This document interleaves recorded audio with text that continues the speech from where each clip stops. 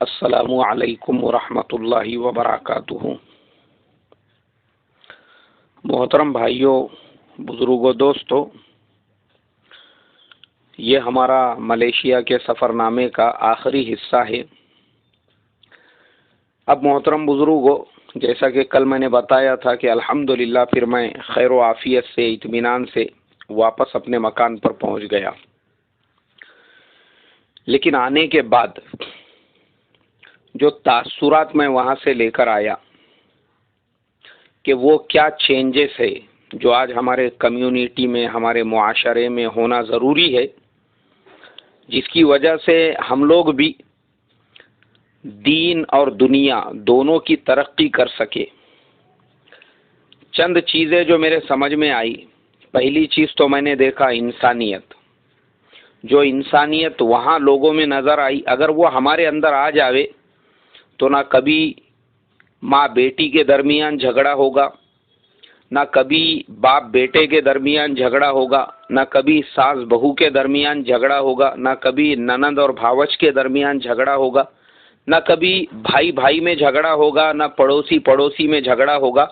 वो इंसानियत अगर हमारे अंदर आ जावे। इंसानियत से मुराद क्या? इंसानियत यानी जो वहाँ पे देखने मिली, आप रोड पे खड़े हुए हैं और गाड़ी वाला आपको देख के रुक गया कि आप पहले रास्ता क्रॉस करें, उसके बाद वो आगे बढ़ेगा। आप एक रास्ते से जा रहे हैं और उसी रास्ते से कोई आ रहा है, उसने देखा कि आप जा रहे हैं, वो फौरन दूर ही रुक गया और एक साइड में हो गया ताकि आप पहले रास्ता पूरी तरह से पार कर सके। आप किसी से पता पूछ रहे हैं और पूछने वाले को जो सुकून और इत्मीनान होना चाहिए, उससे ज़्यादा बताने वाले को सुकून मिल रहा है कि मैंने एक आदमी की रहबरी कर दी, मैंने एक आदमी की रहनुमाई कर दी। ये सिफात अगर हमारे अंदर आ जाएगी तो मुझे बताइए आप, हमारे मुआशरे के अंदर एक दूसरे का रिस्पेक्ट, एक दूसरे का ख्याल, एक दूसरे से मोहब्बत, एक दूसरे के साथ इस तरीके से अखलाक से पेश आना अगर हमारे अंदर आ जाए तो बताइए ना, ये जो हमारे अंदर आपस में लड़ाइयाँ हैं, झगड़े हैं, पड़ोसी पड़ोसी से लड़ाई झगड़े में लगा हुआ है। अब देखो वहाँ पर ये चीज़ें मैंने देखा हूँ कि लोग जो रिस्पेक्ट एक दूसरे को देते हैं, कोई किसी के लिए तकलीफ़ का ज़रिया नहीं बन रहा है और ना ही कोई किसी को तकलीफ़ देना चाहता है। लोग अपनी अपनी ज़िंदगी जी रहे हैं। हमारे यहाँ पे प्रॉब्लम क्या होता है? ये तमाम चीज़ें क्यों होती है? क्यों माँ बेटी में झगड़ा होता है? क्यों बाप बेटे में झगड़ा होता है? क्यों मियाँ बीवी में झगड़ा होता है? क्यों सास बहू में झगड़ा होता है? पड़ोसी पड़ोसी में झगड़ा होता है? रीज़न ये होता है, हम लोग अपनी लाइफ जीना छोड़ के दूसरे की लाइफ में ज़बरदस्ती का इंटरफेयर जब करना स्टार्ट कर देते हैं, उसके बाद में प्रॉब्लम्स क्रिएट होते हैं। वहाँ मैंने जो देखा, लोग अपने अपने काम में लगे हैं, उनको कुछ लेना देना नहीं है। अपने पड़ोसी ने मर्सिडीज कार लेकर आया या BMW कार लेकर आया, उनको कुछ लेना देना नहीं है कि अपना दोस्त या अपना भाई, उसका बिजनेस अपने से बड़ा है और वो अपने से ज़्यादा तरक्की कर रहा है। वहाँ पे हर आदमी अपने काम में ऐसा मगन है, अपने काम में मशगूल है, अपने काम में ऐसा मसरूफ़ है, उसको ये फुर्सत ही नहीं है देखने की कि मेरे बाजू वाला क्या कर रहा है और मैं क्या करूं, या लोग क्या कर रहे हैं और मैं क्या करूं। वहाँ पे हर आदमी अपने काम में, अपने धंधे में, अपने बिजनेस में, अपने ऊपर उसने कॉन्संट्रेट किया हुआ है। हमारे यहाँ पर आदमी को अपने से ज़्यादा पड़ोसी की फिक्र होती है कि पड़ोसी ने अगर नई गाड़ी ले लिया तो इसका बेचारे का ब्लड प्रेशर बढ़ना और इसका खून सूखना शुरू हो जाता है। पड़ोसी के घर में अगर उसके बेटी के लिए रिश्ता आ जाए तो पड़ोसी जो बाजू वाला है वो परेशान होता है, अरे भाई तेरे को दूसरे से लेना देना क्या है। हमारे यहाँ जब तक दूसरे की लाइफ में टांग नहीं अड़ाएंगे, इसीलिए हम तमाम लोग जो परेशान हैं, जहनी टेंशन है, पूरे वर्ल्ड में सबसे ज़्यादा ब्लड प्रेशर के पेशेंट, सबसे ज़्यादा हार्ट के पेशेंट, सबसे ज़्यादा हार्ट अटैक आने वाले जो पेशेंट्स हैं वो इंडिया में ही हैं। ये रिसर्च है। ये क्यों है? रीज़न ये है कि यहाँ के लोगों को अपनी फिक्र नहीं है, अपने से ज़्यादा दूसरे की फिक्र और दूसरे का टेंशन है। यही वजूहात की वजह से हम लोग परेशान हैं। बहू अगर बाहर जा रही है तो सास को टेंशन कि मेरी बहू फंक्शन में जा रही, शादी में जा रही और मेरे को नहीं लेकर जा रहे। कहाँ मेरे बेटे को भयका देती क्या मालूम। बेटा अगर बहू को साथ में लेकर हज के लिए, उम्रे के लिए जाना चाहता है तो माँ बाप को टेंशन कि हमारे को छोड़ के बीवी को कैसे ये हज के लिए लेकर जा रहा या उम्रे के लिए लेकर जा रहा। यहाँ तक कि मैंने देखा हूँ बाज बिचारी हमारी बूढ़ी माँ बहनें ऐसी भी है कि मियाँ बीवी अगर कमरे में अकेले है तो भी वो दरवाजे के पास कान लगाकर सुनने के लिए खड़ी होती है कि पता नहीं दोनों के बीच में क्या बातें अंदर चल रही है। ये क्या है, ये क्या हम लोग यानी कैसी जिंदगी गुजार रहे हैं। ये जिंदगी है हमारे यहाँ, इसको लाइफ बोलते हैं। एक दूसरे के जिंदगी में इंटरफेयर करना, एक दूसरे पे नजर रखना, एक दूसरे के बीच में टांग अड़ाना, ये हाल हमारा हो चुका है। वही बहुओं का ये हाल होता है। अगर कोई सास उसने गरम गरम डब्बा बनाकर अपने किसी बेटी के घर पे भेज दी, वो टेंशन में आ जाती है कि ये हमारे से ज्यादा अपने बेटियों का क्यों ख्याल रख रही है बोल के। अगर वही सास अपने पोतरों से ज्यादा नवासों से मोहब्बत करे तो टेंशन बढ़ जाता है कि हमारे बच्चों से मोहब्बत नहीं है, नवासों से ज्यादा मोहब्बत है। ये हमारे घरों में जो राजकारण, पॉलिटिक्स, आपस में लड़ाइयाँ झगड़े, रीजन उसका यही है। हर आदमी, अरे भाई जीने दो ना, हर एक की अपनी लाइफ है। शोहर अगर अपने बीवी को उम्रा और हज के लिए नहीं लेकर जाएगा तो किसको लेकर जाएगा? अपनी स्टेपनी को लेकर जाएगा।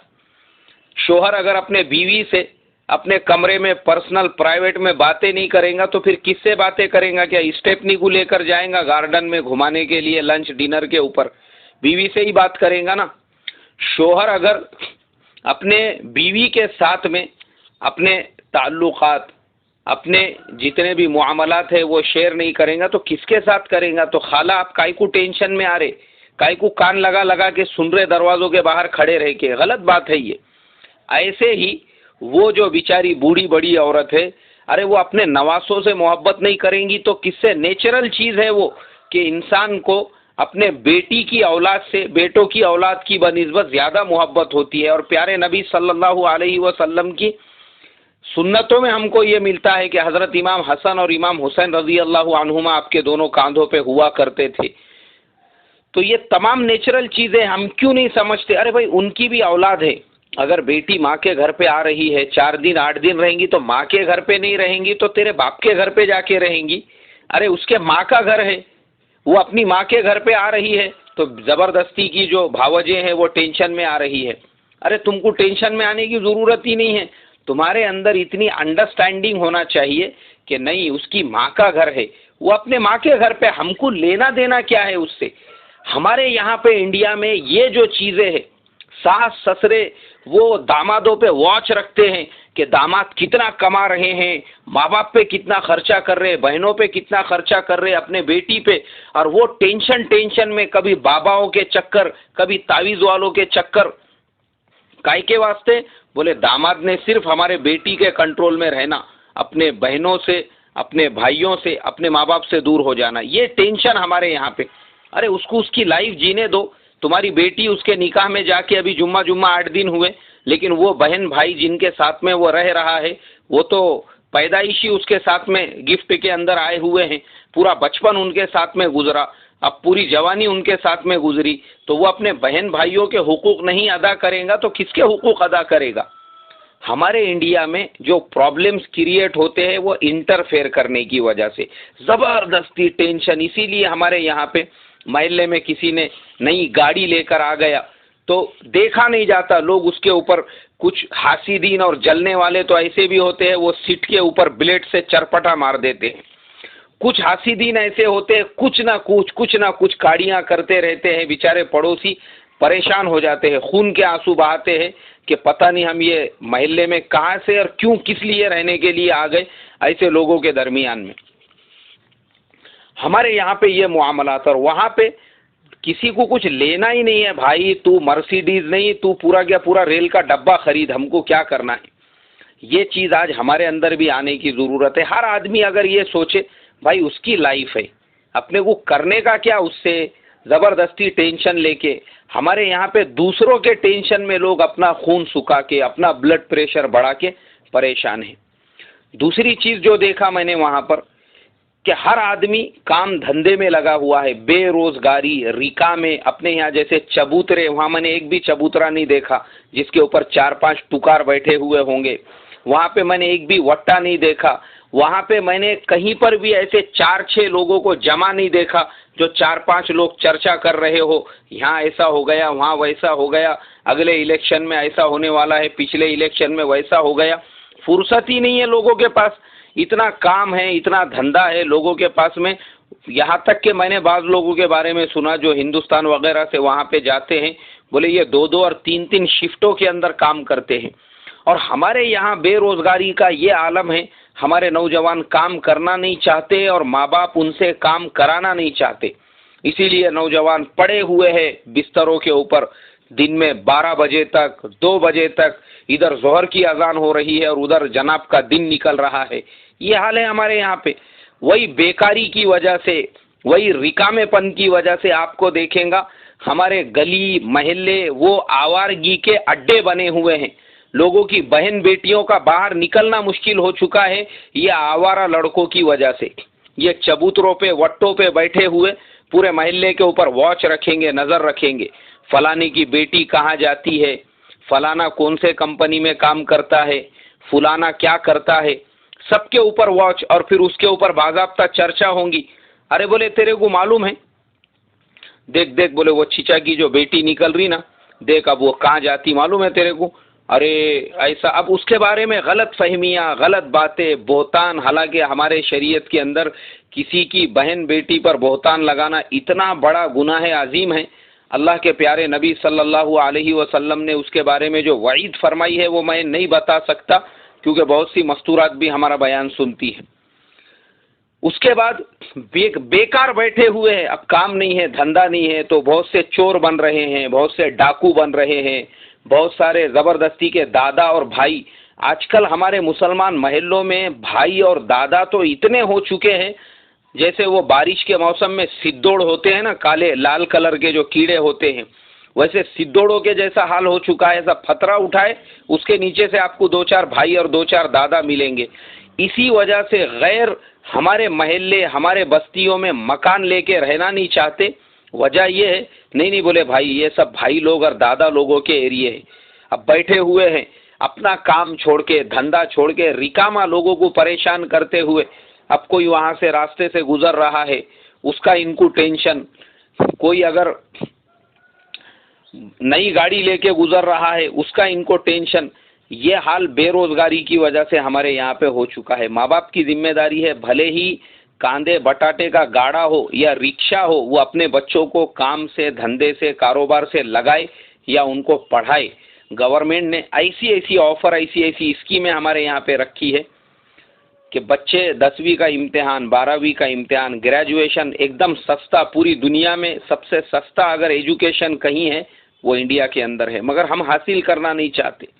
अपने बच्चों को पढ़ाने में लगाओ, कारोबार में लगाओ, बिजनेस में लगाओ, तो ये बेकारी का पन खत्म होगा। 2 चीज़ें ये, एक तो दूसरों के बीच में टांग नहीं अड़ाना, वो मैंने वहाँ पे देखा, इंसानियत देखा। और बेकारी, बेरोजगारी, हर आदमी काम धंधे से लगा हुआ है, ये एक चीज़ मेरे को वहाँ पर देखने के लिए मिली। और एक चीज़ जो मैंने ख़ास तौर पे देखा कि ऐसा नहीं है कि लोग वहाँ सिर्फ दुनिया में लगे हुए हैं और लोग सिर्फ कारोबार में लगे हुए हैं और लोग सिर्फ जो है दुनिया के पीछे भाग रहे हैं या अपनी अपनी लाइफ जीते हैं। गलत बात है, ऐसा नहीं है। जिन चीज़ों में उनको सोशल होना चाहिए, कौम के, समाज के साथ में, माशाअल्लाह वहाँ पूरी कौम के साथ है। अजान हो रही है, मस्जिदें आपको भरी हुई मिल रही है।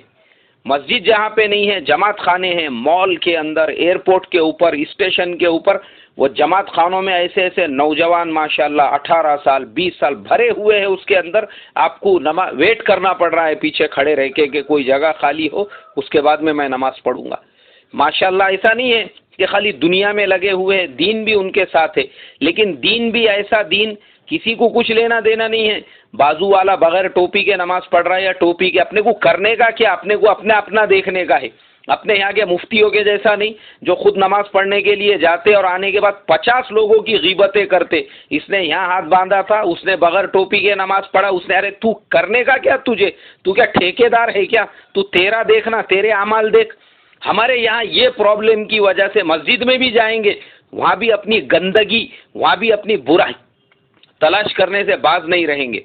वहाँ देखा मैंने वो जो तस्वीरें भी लाया, उसमें सारे लड़के बगैर टोपियों के नमाज पढ़ने वाले हैं। मगर मैंने कहा अपने को करने का क्या, जो पॉजिटिव थिंग है अपन वो देखो ना। अगर ये नमाज पढ़ने को बिल्कुल ही ना आए तो भी उनको रोकने वाला कोई नहीं है, कोई उन पे प्रेशर डालने वाला नहीं है कि तुमको पढ़ना ही पड़ेगा। ये अपनी बशाशत से, खुशी से आ रहे हैं मस्जिद के अंदर, नमाज पढ़ रहे हैं। इससे बड़ी बात क्या है? अपन पॉजिटिव सोचो, निगेटिव मत सोचो।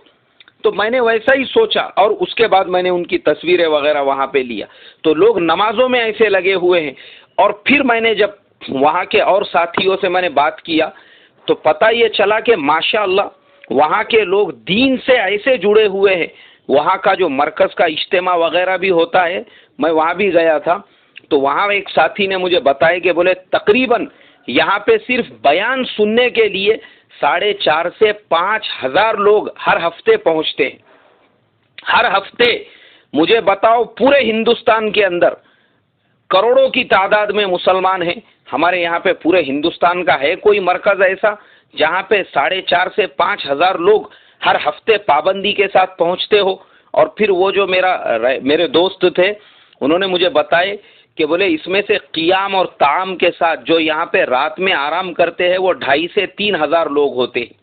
इतने मसरूफियत के बाद, इतनी सारी चीज़ों के बाद ऐसा नहीं है कि वो लोग दीन से गाफिल हो चुके हैं। माशाल्लाह दीन के कुर्ब लिए भी उनके पास में वक्त है, कुर्बानी भी उतनी ही दे रहे हैं कि बयान के मजलिसों में भी हर हफ्ते शिरकत हो रही है, क़ियाम भी उनका हो रहा है। माशाल्लाह दीन में भी लगे हुए हैं, जब दीन का तकाजा आया तो उस तकाजे पे भी चल रहे हैं।